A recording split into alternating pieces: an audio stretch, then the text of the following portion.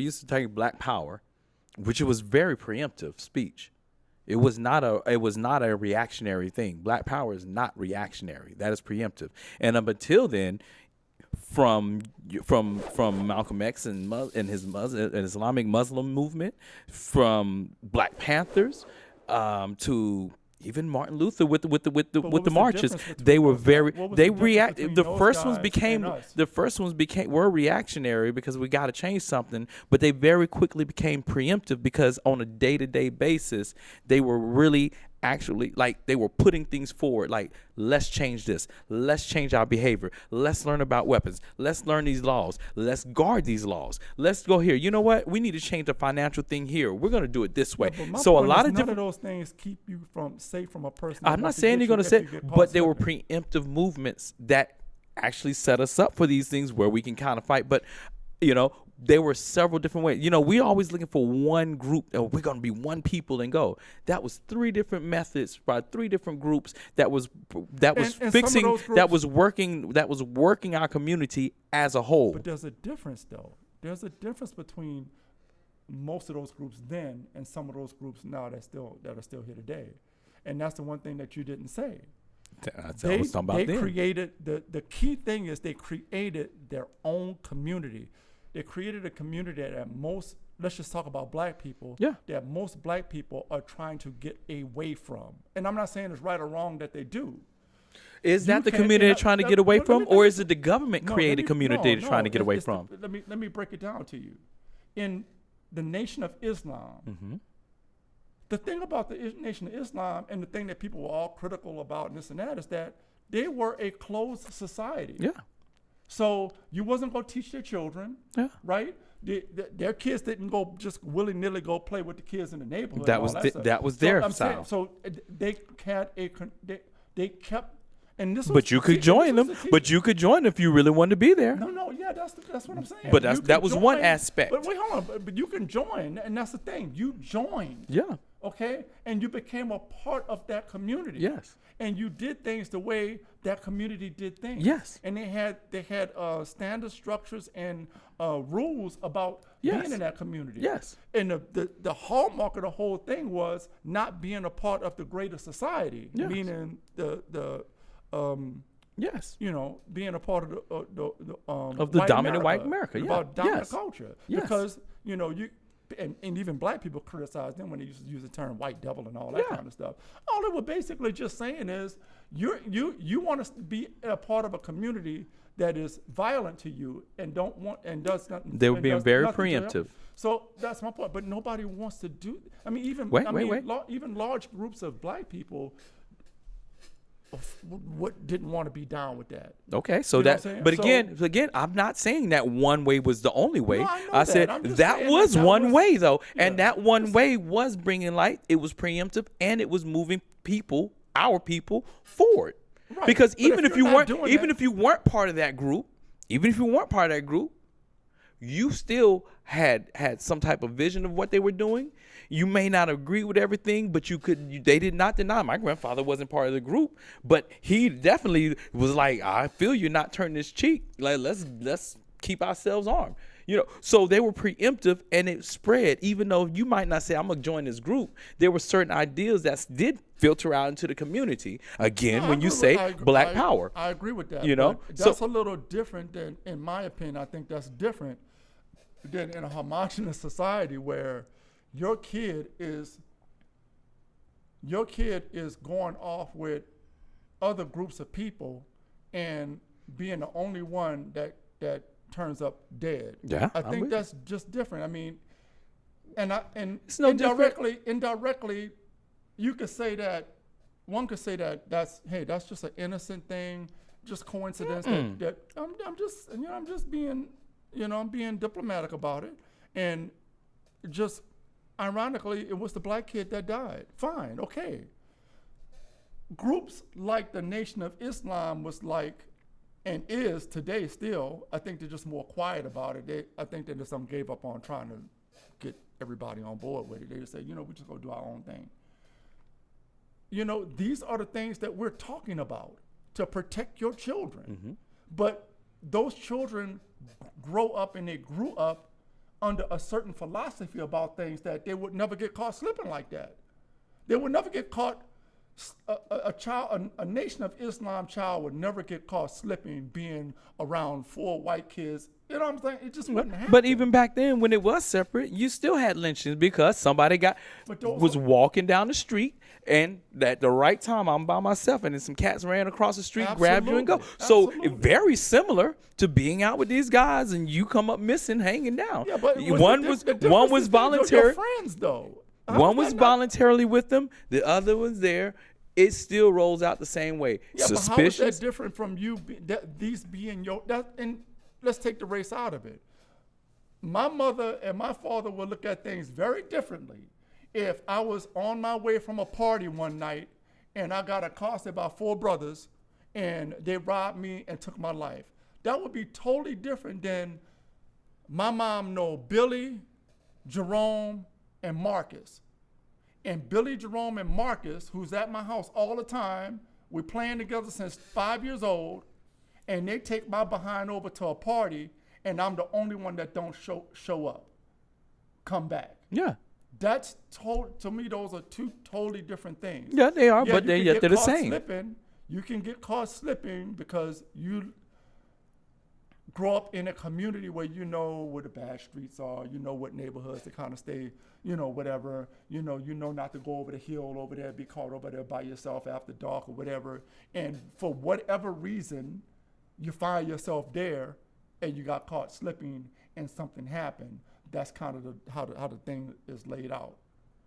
But to be with some people that you, for all intents and purposes, and we know how kids are too. You may have friends that your mama and daddy don't even know. Yeah, yeah. But that don't negate the fact that they're your friends, supposedly be your friends. Supposedly, yeah. So I'm just saying that's different. And groups who, like you talked about back in the day, they were proactive. That was their proactive way by protecting their kid. But we thought that as a community, greater community, we thought that was too harsh. We thought that we were taking too much away from them, that they had to grow up and they needed to be diverse and this and that and on and on and on. And we're just talking about that part, but there's a whole other part of it too that within our community that they protect their kids from. The drugs and the nefarious people and, people that wasn't living right and different things like that, which had nothing to do with the dominant culture. So that's how that go. But I'm not talking about that. I'm talking about how we move and how we now react. Like I said, we're not preemptive now. We're react. The difference between life then or life as we learn, Black Power versus Black Lives Matter. One is assertive. One is strong. One is self-love. The other is cautionary. The other is asking for acceptance. The other is not self-love. It's asking someone else to love you. So again, we were preemptive, and right now I think we're just all reactionary. And again, I said we were preemptive in different manners. I didn't say I use these groups, but there were several groups in different ways that people found their place in that still talk preemptive. And I'm sure there are now, but it doesn't roll the same way. I think it's just, I don't know if it's just because of the way society is now. I don't know if it is because we've been, I guess, more homogenous. I don't know if it is because the way that the social media or the cameras work. I don't know. I'm not sure how it's changed or why that's different. I'm just saying we aren't preemptive with it. And at some point, I think we got to find a way to be preemptive because these things never stop. And all we keep doing is reacting to the thing that we know is going to happen. We react to the thing, and we're not setting up things that are going to be in place that maybe stop it from happening, or that give awareness to happen, or that give a stronger backbone that when it does happen, it's stronger. What do you suggest? Because the only thing that I can see that would stop, stop is a strong word, because somebody's always going to, unfortunately, meet some kind of demise and some crazy stuff. That's just always going to happen. Yeah, always. But the thing that I've talked about this in the past. I don't think you mentioned it. Not that you're not on board with it. My overarching theme, my go-to phrase for all of this stuff is putting fear in people, making people That's preemptive. understand that if I do this, some groups of people or some people from somewhere is going to do something very bad to us. Preemptive. And that is something that people in the black community is not ready to do. Yeah. We're not ready to be but- preemptive. but We're you're not- reactionary. and you even that's going to do a lot of things. Some people have to go to prison. Some people have to die. Some people have to sacrifice. This has to happen over time for people to understand and know, you know what, Billy Bob? We can go over there and grab one of their kids. We can do that, you know, and prove our point. But 'Cause you we know hate them. they gonna get one But of us. something bad is going to It's happen. gonna happen, if we do that. and we're gonna have war. There is no fear None. among other groups, even with the because even we're with the- not preemptive. even, I'm that's why I agreeing with said, you know. I'm saying, like, even with the rhetoric and just the talk, Yeah. and the flagrant disrespect, with this one comedian that's going around, that he's in. We should have talked about that too, but I don't have all the facts. This comedian that his shtick is using the N-word a lot. Okay. So Godfrey done jumped in and Right. critical of this guy or whatever, and now this guy's on social media. He's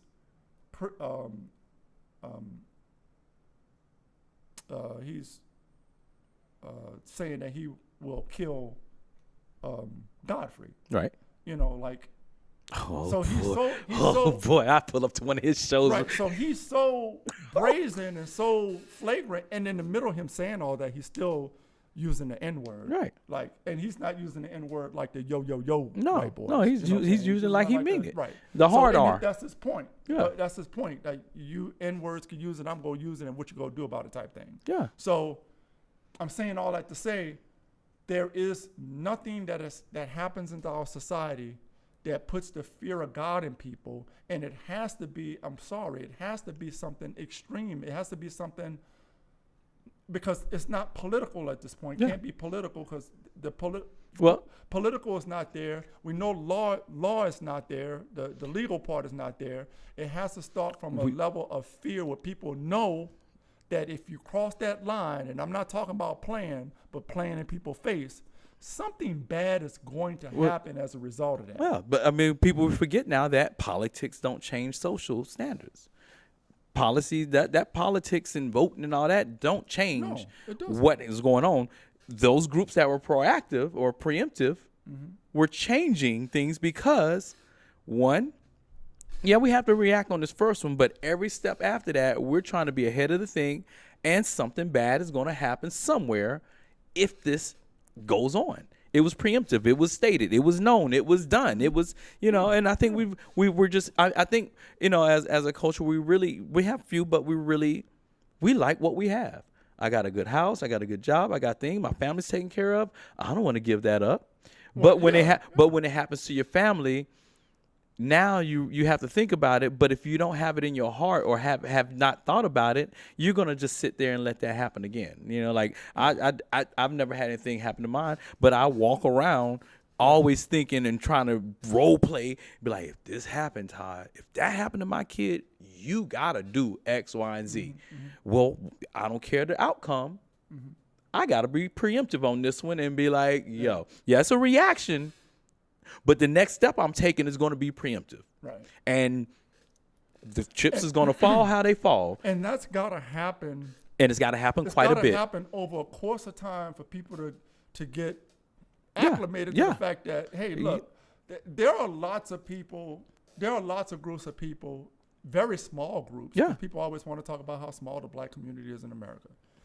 That you don't go into their communities messing around with them. No, something going to happen. You know, if you get caught slipping one off somewhere, they were in somewhere way off the. Yeah, They were off the reservation. Yeah, you might get some, they but were off the reservation. But for all intents and purposes, you ain't going in their community and trying to show out. and playing in people's face. No. So the difference between a lot of other groups and us is we still have this whole baggage of civil rights movement baggage that we're still trying to appeal to the lighter side of those that mean us don't mean Well, us you well. know how I feel about that, because we never rectified the fact in law that they still say we 3/5 of a person. Well, So they you can't get justice if you ain't counted as a person. You can't get human rights if you ain't count. And that's where I think we fall, and we keep falling in that because we don't ever fight for that. Well, I That was mean, human rights. If anything happened to these boys nefariously, that's human rights. That ain't civil rights. That's human. And then you come back to civil because we're going to do some legal things. First, though, we got to address the fact that it was human. It was a human thing. And we don't do that as a people because we are still under the law and not with the law. And that is, Well, I mean, you know. under the law or with the law, and I understand what you're saying about that, that still don't change what happens on the street. It changes it because if you know, if you're counted as a human and somebody do something to you, this person that did it is going to get much harsher or at least a more equal court than somebody that's not counted as that, and you're just under the law. Well, guess, And that's where we what I'm fall. saying. And that's where we fall. We don't fight for human rights. We fight for civil. And these people are saying, well, Well, I don't think most people today are even messing with civil rights. it don't. That's all we talk about. We ain't talking I about no don't- I human. don't- Every other person talks about human rights. I don't agree with that. There When are a have lot you of heard black that? people who talk. I hear it all the time. On But cases? what I hear less and less over the decades. I hear less and less about people talking about civil rights. Civil rights to most people, especially to like grassroots people, people that are on the boots in the communities doing things every day. In the new generation, they have the same mindset. They're not talking about civil rights. They look at the civil rights as an era, as a moment in time where people were on that in that time. Right. But most people, I feel, have moved away from a whole asking for civil rights. Well, here's the deal. And not only that, the laws have, I mean, they're reversing a lot of things on paper when it comes to, like, they just changed some statute in the civil rights bill recently. The judge, the joint, whatever. I can agree. sheet. I can agree with you with the talk that, you know, it's not as vocal. However, when something happens, let's look at the cases, and when they start trying to prosecute somebody, what are they going to call it? Well, when They you're were on my prosecute- civil rights thing, and Yeah, again, but when you're it's still prosecuting, but you you have to still- understand something. When it- you're prosecuting something, that's it is a law. That's criminal. Yeah. When you're that's criminal. But it's just so it's But still when you're talking about civil, you're talking like suing, or you're talking about bringing a case before. So that's where they have us, because you're trying to bring this case like that, and we're bringing it as civil and not as human. We continuously push it as civil because we were taught we are under the law. You ain't got no human rights. You can do these civil rights. See if you can prove it in court. See if you can prove it in court. Anybody else, the atrocity that we go through, that we've had, every other country, every other race that around there, the first thing they say, it's against my human rights. And then they have some civil rights with it, but the first thing out of their mouth is human rights activists, human rights, blah, blah, blah, blah, blah, blah, blah. We don't do that because somewhere it's been taught that you are not yet under the law counted. And I know people, when I say that, people always be like, Todd, it was amended. It was the original original paperwork has never been changed. You know, I always say the paperwork because we incorporate it as America. The original paperwork still states 3/5 of a person. It never said in amendments. It never said in amendments that, hey guys, by the way, you're not 3/5 of a person. You are a real person. I've never heard anybody say of any case where black people went to court for some kind of recourse, and a judge was up there saying, "You're still 3/5 of a person." Nope. So you're not. They don't say it. I'm not going to. They don't say it until, but they show it by when you say black, and in the black laws book, when you say black, you're a dead people, you're not counted. So although they don't say it out front, their actions clearly show that that's how they feel. So what happens to all the black people who have gone to court for something and won, or have They were able to prove. They were able to prove it beyond a shadow of it. It was like I saw. It's like I saw. It's like I saw. It's like I saw. No, black in order to no, get no, justice for this no. thing. They prove. It's kind of like it was like what's the name? Who got slapped? Chris what? Chris Rock. He was on. I saw a video. He was like, "Yo, if you dealing with white folks and then you black, you can't just win. You have to knock them out." He was like, Larry Holmes was fighting. I forget the boxer he was fighting. For 12 rounds, 11 rounds, he beat this dude. And the last round, he knocked him out. After the knockout, they stopped the fight, blah, blah, blah. They went to the judges' cards, and they showed him as losing the fight. Even though everybody knew he was winning, they showed him as losing.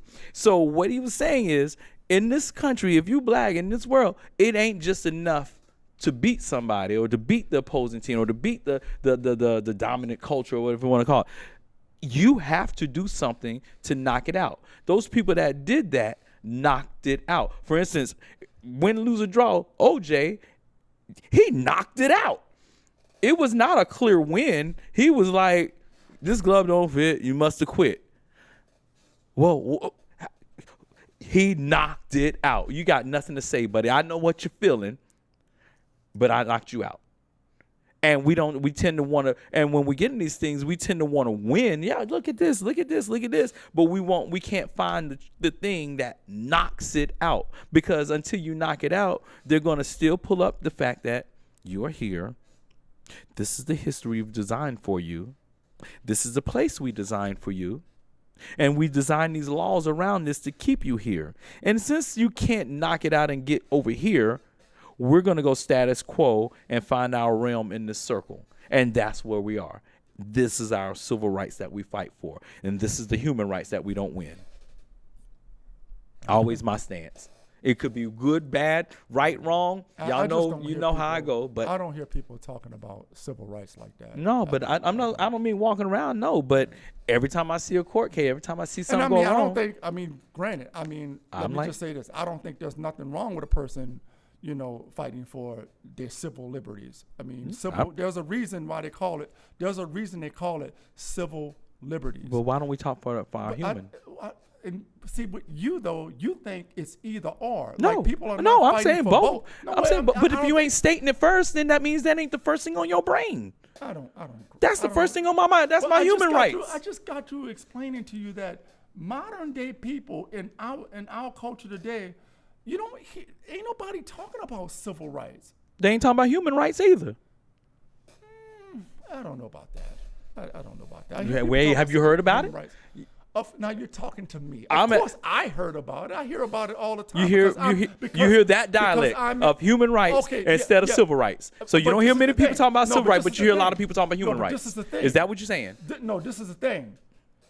You don't have to say human rights in order to be talking about the same thing. You have to say it. No, if you got to say civil rights. Where's the rule? Where's the rule on that? Where's the rule on that? I don't know, but everybody say it. Okay, so why are we not saying it? We just going to assume that. We're just assuming. We say, wait, Tom. We say that everybody treats us certain way, but we ain't going to say it because it should be assumed that we're human. No, we need to say it. That is not what I said. Number one. Say it. The sentiment. This is what I separate. F the sentiment. Say it. No, wait on. This is what I separate from what some people think. I'm not looking for fairness, acceptance, leniency, take it light, appealing to your softer side. No. I don't look for none of that against people who don't mean me well. No. I'm not looking for that. I'm agreeing with you. What I advocate is something that we as a whole culture don't want. And let's just face it, we don't want it. And that is to be on code with each other and look out for each other. We don't want that. Treat us like human. We want to be human. We still going under civil. But just because you say that a person is not saying human right, that don't mean that they're not human. I agree with that, but we're talking about something that's set. That's already that. Let me ask you this: who's treating you inhumane? Me personally? Yeah, it's you. Who's treating you inhumane? Because that's what. I That's haven't what had human that rights experience. is. I haven't had that experience Okay, yet. then, So, so- but when I watch things and I see what's going on, if I was treated in a certain way here, the first thing that I would say would be my human rights. I watch things and I want to say my human rights. I watch around the world things that happen that are very similar to things that happen here. And the first thing out of the mouth, even though everybody knows they're human, is these were my human rights. Why are we not stating it then? But we keep want to saying assume the same- you we keep saying saying you the same you thing saying over that and over I'm not again. asking for You're saying acceptance. I'm not asking you to accept. Me saying I'm human is about to mean that I can bust your ass. Me you saying can, though. give me my civil rights means I'm gonna defer this ass whooping and I'm gonna let you judge on what I need to do. When I say use my human rights, that means if you ain't talking right in the next 5 minutes, motherfucker, I'm about to put my shit up in your ass. I'm human. Me going under civil rights means, well, let me talk a little bit more. Well, let's give it a little bit more time. F that. That was my kid. That was a human rights violation. Well, we don't think so. Well, this foot is about to be in your ass, and what you gonna think about that? Well, foot in your ass. Well, now you talk can't- to me. Well, okay, so I'll just say it like this. You can't make people whose heart is somewhere else do something different. That's fine. The foot can still be in your ass then. No, your I'm heart, not talking your about- heart's still there. No, My foot in your ass. I'm not talking about the people who has the ill will. I'm talking about the people who feel like something is being done wrong to them, and they're trying to appeal to the morality of people or whatever. Yeah. Those people are going. Mind you, we have a bunch of apparatus, not just in black community, in a lot of communities. We have an apparatus that try to get people to deal with things from a spiritual sense or a moral sense, or Yeah, you know, kind of with fight- civil rights. That's what with Martin Luther King Jr. It was more of an appeal. It had some definite stances and things, but they still were kind of trying to appeal to this legal system and to the people. Like, look, we ain't did nothing. They were kind of appealing, where others were like, you know what, come this way. So again, it's several you groups. have to have, and this is something that is different today than back in the day, because I'm not going to take anything away from those people who risk their lives for Right. what you call just civil rights. A lot of people died for just I the agree civil with that. rights. So, And in no means am I trying to play that I down. know you're not, Yeah, I know, yeah. but I'm just saying. So, but with that being said, there was a counterbalance back then as well, Mm-hmm. because we keep forgetting about all. You remember what they call Black Sunday?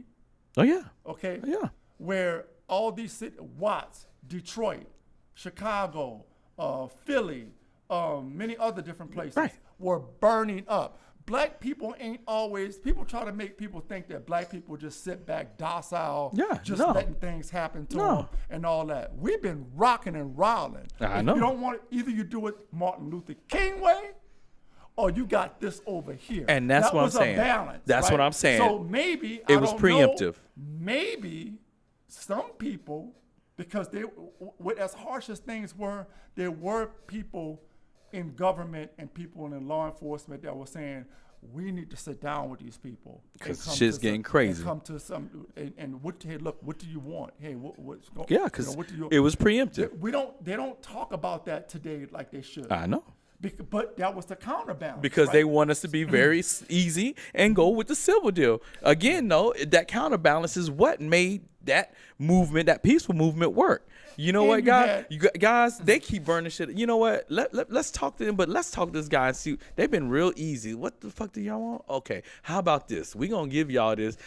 Can y'all help us not get burnt up? Can y'all help us cities like it started And being a even- talk because and even with that being said, excuse me, we still had, and that's why I always talk about all fronts. You still had people that you still had to have your Thurgood marshals. yeah, You know, you still had to have people like that, and it wasn't just Thurgood Marshall, it was an army of yes, them, yes, that handled the legal side. yes. Then you had the people on the street, and then you had the emergence, the precursor to what was the Black Panthers. Yeah. You know, that ideology was there before the actual Right. people came So- together. So you had people that was on it. You had the Nation of Islam, but the Nation of Islam was like, you guys are suckers. You keep asking these people for something that they never going to give you, or they don't want you to have. Let's just create our own society. People thought that was so off the rails and radical, Right. that But if they're not going to take care of us, we could take care of ourselves better than they could take care. They're Right. looking for a handout from them, and it was about the whole handout Yeah, thing too. and history's proven that kind of was working better Yeah, it when we was, were you know. separate. But you have to understand something about the psychology around being against that Yeah. from the dominant culture society. Yeah. That's power. Yeah. That's power that we're gonna have to circumvent. Yeah. You know, so that was that whole But thing. it- I don't want to get all deep But about one that, thing I'm about it, saying you that- know, I always talk about when I talk about like marches and things like that. I said, you know, one thing, and as a people, and that's when I also talk about voting and lobbying the government for what we want. Nobody's going to fit in. Everybody's not going to fit in one thing. At that time, in an army, you have several different roles in armies. You have medics. You have bombers. You have front line. You have generals. You have spies. You have a lot of things that go on to make this thing work. And at that time, although it was working different, the goal was here, and people were able to do the part that they wanted in the army, which made this come together. Right now, we won't let people be part of their own separate army or their own division in the army to move things forward. If it's not, we're waiting for something that's going to make us all be one group. Guys, if we come together, we're not going to come together like that. I think that we should bomb the place. I think we should be people in march again. I think we just need to school our kids. And each of these portions is correct. And if we allow these portions to kind of work, and at some point find times to say, hey guys, you're a leader, you're a leader, you're a leader. You know, we're still trying to get us free. Yeah, we're working this way, this way, this way. And we begin to just talk about ideas that's going on in those groups. We become a force. We become preemptive. We become not only peaceful, but we become scary. You know, I always say in a march, I wish I would see the peaceful people walk in front. And then you got these people, but at the very end, you got those militant ass suckers walking. If you attack one of our peaceful people because they ain't doing nothing, you're going to catch these hot ones. And all of a sudden, it changes the whole way. An example, in North Carolina, when it was the sit-ins, people talk about the sit-ins, Woolworth and all that. So my grandfather was there, a lot of these men. So what happened is when you come through the city down, you got A&T here, you walk down maybe a mile to 2 miles is where the downtown is. There's a railroad track, there's a bridge that goes around. So although they went to Woolworth's on Elm Street and they sat down, they didn't show. One of the reasons that worked was because the men all were standing under this bridge with all types of shit, waiting for shit to go wrong. Mm-hmm. And they knew these guys were standing right here waiting for shit to go wrong. We got to deal with this a different way than normal because these 4 boys ain't doing nothing wrong. We want them to leave, but man, if somebody don't touch them because if they touch them, shit's about to go down. See, that's what I'm saying by the peaceful, but it had a backup of something that was scary.